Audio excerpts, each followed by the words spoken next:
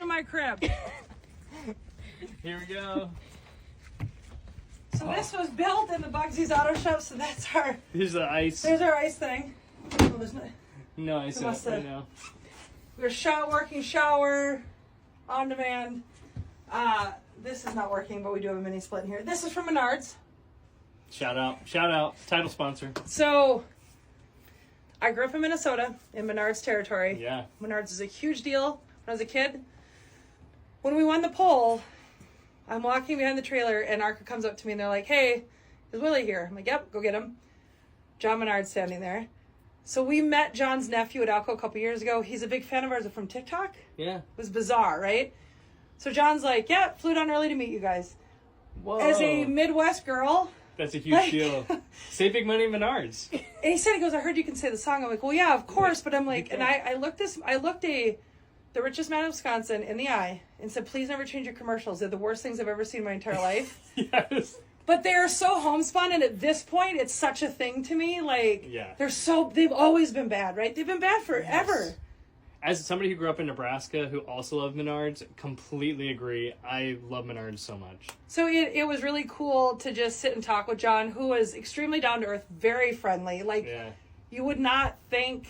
He was just really, really friendly to us, and it's still crazy to me. Like, when I grew up as a little girl, we didn't have a Menards in our town. There was one 60 miles away, and our big Sunday was loading up the old Suburban and going to St. Cloud. And we go to Menards, go to the mall, and go to Red Lobster. So that is the Midwestern experience right there. So to think that John Menard would know my name and, like, flew down... Our race got pushed a day early last year because of the rain coming. Right. He flew down early. Because his nephew... He like had told him, he's like, you got to meet these guys, you're really gonna like them. And so shout out Charlie Menard, he's our people.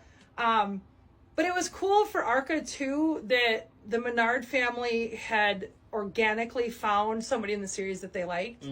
Because it was a couple years ago we're at Elko, and these like two 15-year-old blonde girls come bouncing up to Willie in their Menards clothes, but it was the Menards 250, so we didn't think anything of it.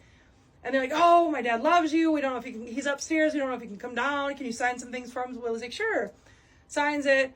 So a little bit later, the guy comes down. He's also Menards stuff, has Menards stickers. But again, we're at the Menards 250.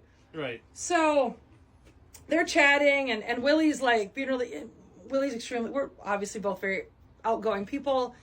And I'm talking to the guy that owns Track Enterprises, and I'm like, hey, who's that guy over there in the black hat? And he goes, Charlie? And I'm like, yeah, who is that? And he goes, he's literally looking at me like I'm an idiot. He goes, Charlie Menard? I'm like a Menard?